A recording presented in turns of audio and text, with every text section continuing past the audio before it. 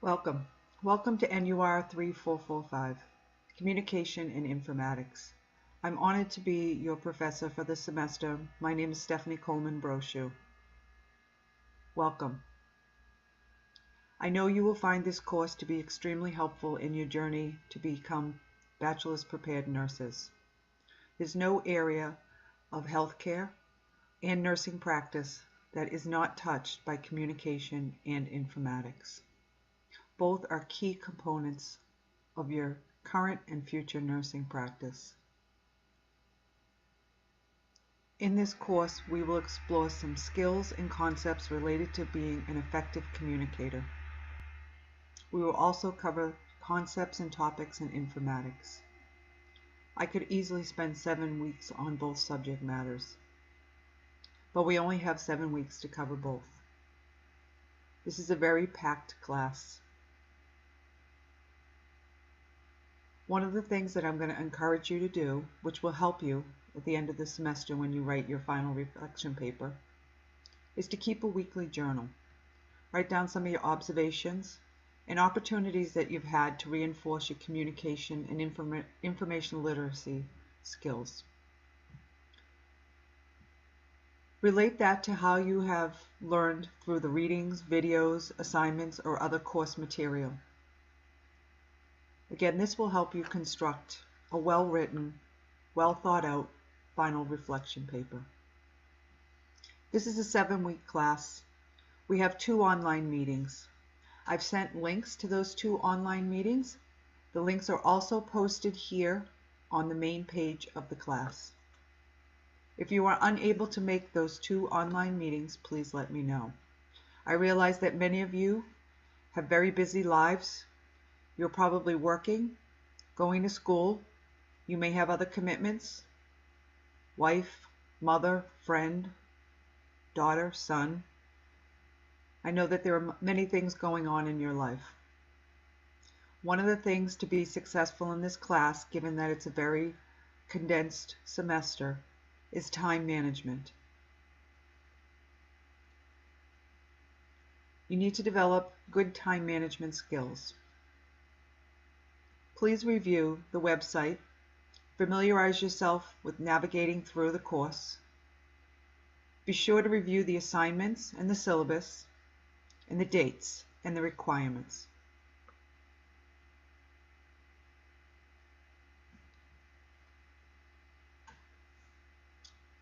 One thing you need to be sure to follow are the rubrics for each assignment. Those are posted in the syllabus and on the course page. In order to gain the most points and achieve the highest grade, please review the rubrics before submitting your assignment. Many students have lost points because they failed to follow the rubrics. The next piece that's very important to be successful is APA format. All of your assignments and submissions should follow APA format. I have posted many things on the website that will be helpful for you learning APA. We also have 6 discussion posts that are due. Every week you are required to submit your discussion post to the topic at hand. All the topics are related to the weekly assignments, readings, and coursework. Once you have posted, you will then be able to reply to one or more of your peers. Many of the assignments also have minimum word requirements. Again, please be sure to read what is required of you before you post or submit. The next piece of this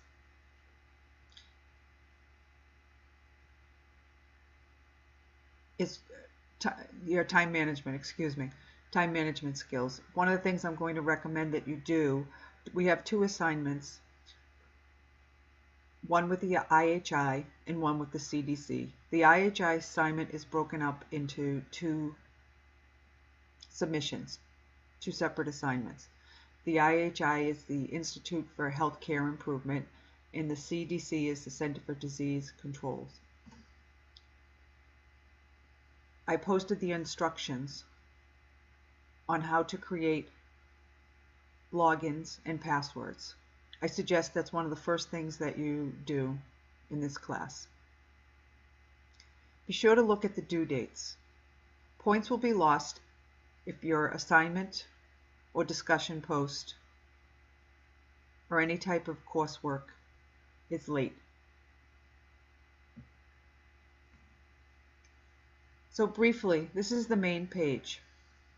I'll be posting this video here. This is a little bit about the course overview. I'll also be posting those 2 online meetings here. We have 1 required textbook, Arnold and Boggs, Interpersonal Relationships. Please either rent or buy this book. We also have another recommended text, but you are not required to buy it. Some of the keys for success are listed here, what to expect from the class.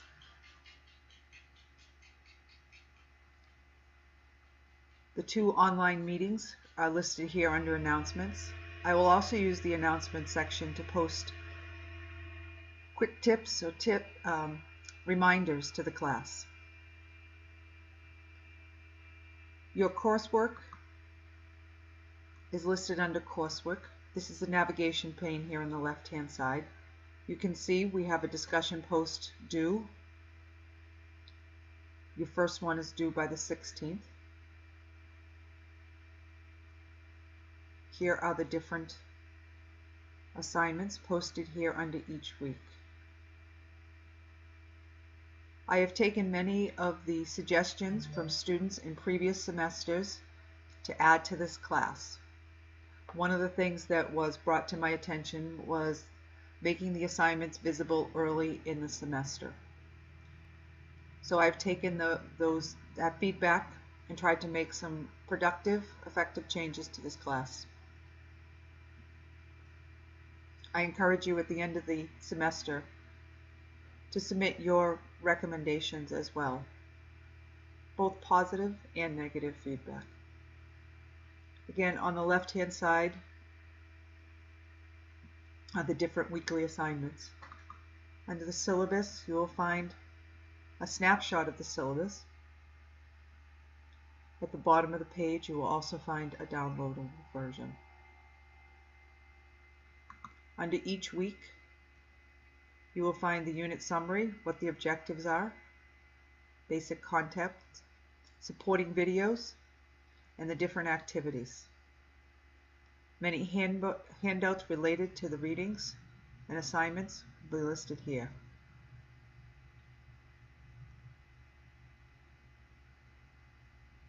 Collaboration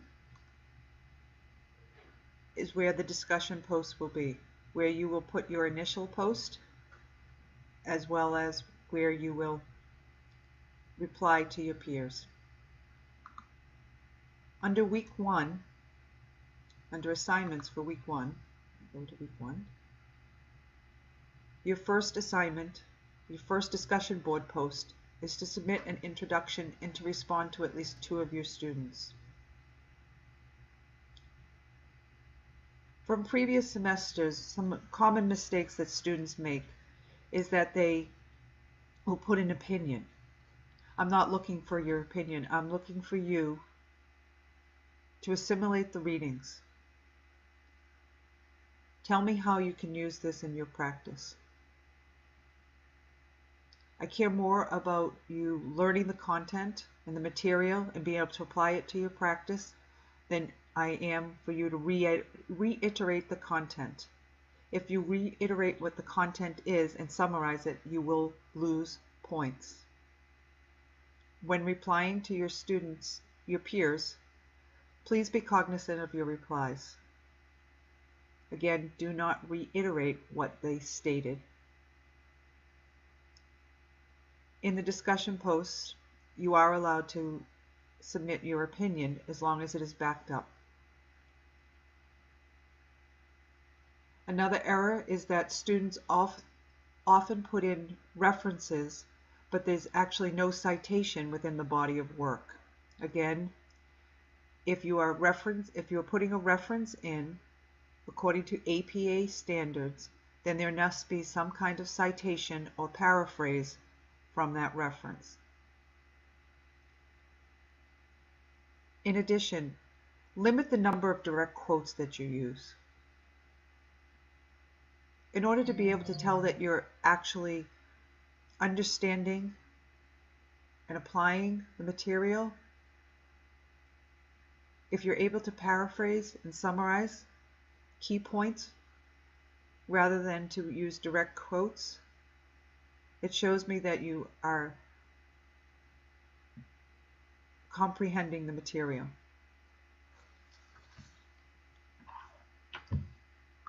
So if you click on the assignment, and this may be a review for some of you that isn't your first class, but there are a few of you who this is their first, one of their first few online classes. So you see your posts are due by the 14th. Your initial post is due by Thursday the 14th. And your posts to your peers are due by the 16th. For each post and assignment, you'll also find a Word document or PDF that you can use to help you with your assignment.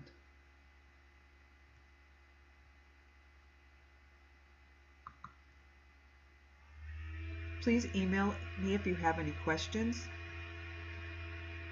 I'd be happy to help. I do work every day, Monday through Friday, so I try to check my email at lunch and in the evening. I will reply as soon as I can. So why don't we do a brief introduction to the class. Again, this is NUR 3445, Communications and Informatics. Communication in present-day healthcare, whether you be working as a public health nurse, school nurse, acute care, skilled nursing, or in a role outside of direct patient care provider, you need to be an effective communicator to be able to deliver a clear, concise message. This is essential to safe, high-value patient care. This course will examine the role and impact that effective communication skills have on patient care outcomes in clinical practice. In addition, clinical communication and informatics as they relate to professional nursing will also be explored. The concepts and skills of communication, informatics, and information literacy will be presented. Some key points for success again: time management, review and follow the rubrics, and use citations in APA format correctly. I have posted many references and links for successful and correct use of APA format on our course page. So informatics. The nurse of the future will be able to use advanced technology and to analyze as well as synthesize information and collaborate in order to make critical decisions that optimize patient outcomes. QSIN also requires that the nurse of the future use information and technology to communicate, manage knowledge, mitigate error, and support decision making. So what is informatics? As you'll see from the information, the introductory page, when you get to the discussion posts, my role for the last 20 years or so has been in informatics. This is a subject that is near and dear to my heart. So what is informatics? It's a specialty that integrates nursing science, computer science, and information science to manage and communicate data, information, knowledge, and wisdom in nursing practice. Nursing informatics supports consumers, patients, nurses, and other providers in their decision-making in all roles and in all settings. This support is accomplished through the use of information structures, processes, and information technology. There's no part of nursing that has not been touched by informatics in this current day and age. Informatics and enabling technologies will continue to integrate into the clinical and patient care areas.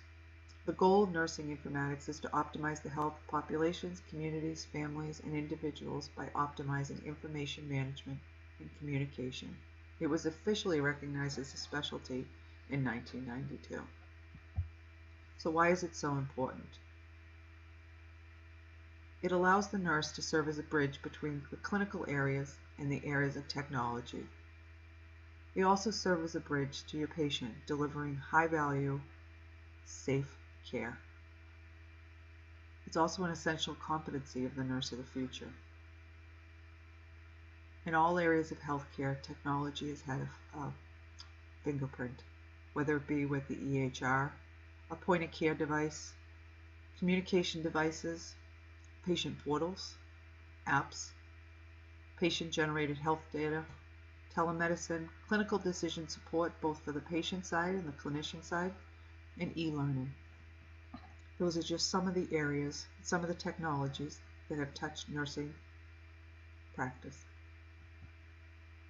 Nurses at the bedside in the home or office or remote help patients navigate the healthcare system, understand their clinical situation, health needs, to make choices about their care. Patients are a consumer and they look to technological resources to gain insight into healthcare clinical problems and solutions. Patients these days are very tech savvy. The nurse of the future will help patients and their significant others to use technology to make wise choices to acquire accurate information. So communication. Communication is also a core competency of the nurse of the future.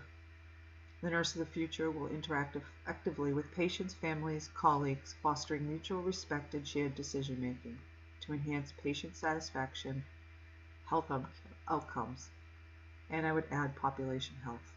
There are 3 domains to communication: therapeutic communication, collegial communication and conflict resolution, and teaching and learning.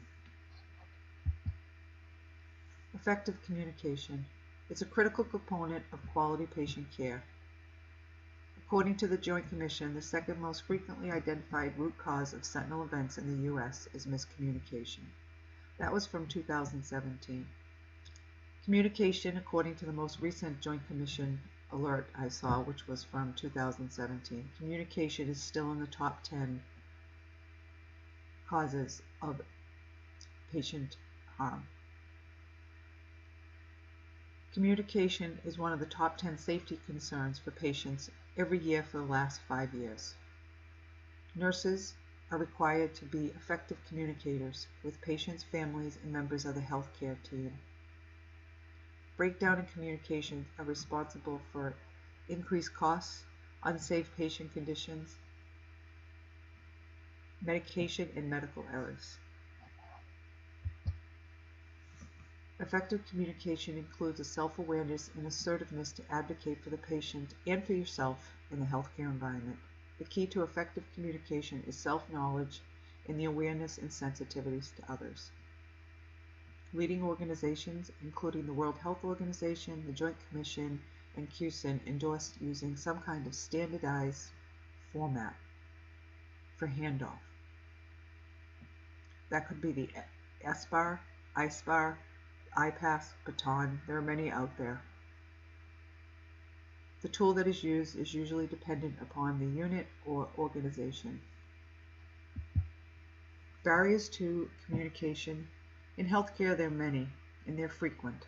There could be time constraints, shortened length of stays, being pulled in many directions, environmental disruptions, noise, privacy issues, interruptions.